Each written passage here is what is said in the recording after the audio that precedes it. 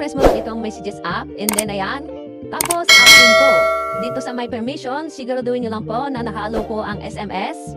Ayan po, naka-don't allow. Dapat po ay naka-allow po yan. Tapos, ang susunod na gagawin natin ay punta po tayo sa my settings. And then, scroll down, hanapin natin yung apps. Sunod, app management. Tingnan natin dito yung GCash. Hanapin natin ang GCash. Ito po yung GCash. Tapos, force tap nyo lang po yan.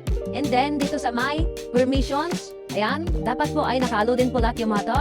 Sunod naman po ay sa my notification. Dapat po ay naka-allow ang notifications. Pindutin nyo po yan. And then itong lock screen, banner, and then sa sound, ring, and vibrate. Yan po, dapat naka-allow po lahat yan. Para maka-receive kayo ng OTP. Dito naman po sa my storage, ayan, pindutin nyo yan, and then clear tabs lang po. Wag na wag nyo pong pipindutin itong clear data. Kapag wala pa rin, punta po kayo at subukan ito. Messages app, pindutin nyo yan, and then itong tatlong fold up dito sa gilid. Hanapin ang block and filter. Subukan nyo po kung natingnan kung nandito po yung OTP ninyo. Tapos ang gagawin nyo po ay i-restart nyo lang po yung cellphone o device na ginagamit nyo. Punta po kayo sa Play Store.